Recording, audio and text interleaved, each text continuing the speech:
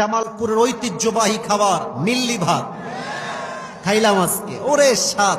জামালপুর মানে হচ্ছে the city of beauty, the city of elegance, সৌন্দর্যের শহর। জামালপুর মানে হচ্ছে ঐতিহ্যের শহর। আপনাদের এই জামালপুরে রয়েছে আমাদের গারো পাহাড়।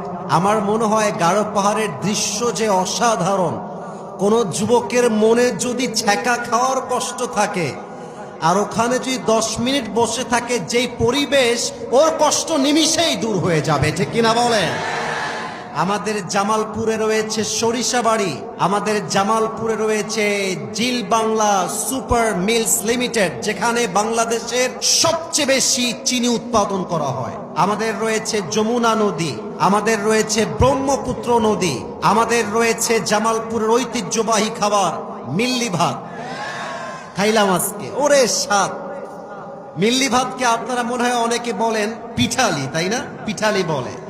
আমি আজকে নামটা পড়ে বুঝলাম পিঠালি এমন এক খাবার, একবার যে খাবে পিঠালি সে বলবে ওরে ভাই তুই আমারে কি খাওয়ালি, ঠিক না? অসাধারণ স্বাদ এই খাবারের। আর একটা আপনাদের খাবার আছে বুড়ির দোকানের রসমালাই, সত্যি খুবই স্বাদের রসমালাই। আমি এর আগে একবার ময়মনসিংহে এসেছিলাম, আমাকে একজন গিফট করেছিল। তো আমি জামালপুরে আসতে পেরে নিজেকে বড্ড সৌভাগ্যবান মনে করছি। এবং জামালপুরের যুবকরা আশা করছি ভেরি স্মার্ট পিপল। বিশাল বড় আলিয়া মাদ্রাসা এখানে দেখতে পাচ্ছি।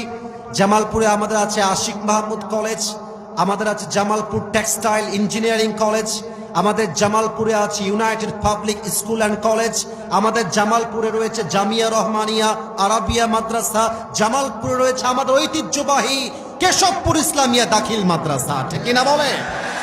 এবার জামালপুরবাসীর কাছে একটা ইমানের প্রশ্ন রাখতে চাই, ইমানের প্রশ্ন। Look at my right hand, আমার ডান হাত দেখেন সবাই। এই আল কোরআনে যে সব আছে, এই বিশ্বাস কি জামালপুরবাসীর আছে? আমি যদি কোরআনকে যে কোনো বিষয়ে যে কোনো প্রশ্ন করি আর বলি Quran, do you know the answer of it or not, তুমি কি এটার উত্তর জানো নাকি জানো না? আচ্ছা জামালপুরবাসী বলেন তো, কোরআন কি আমাদেরকে নো বলবে নাকি ইয়েস বলবে? কোরআন বলছে তুমি আমাকে দিয়ে আইন পাশ করে দাও, 100 ভাগ যুবকের বিয়েটাই সহজ হয়ে যাবে।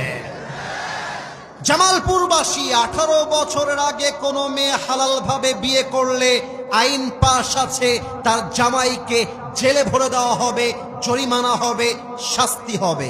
এখন আমার এই প্রশ্ন জাতির কাছে, 18 বছরের আগে হালাল ভাবে বিয়ে করলে আইন পাশ হয়, কিন্তু 17 বছরের যেই মেয়েটা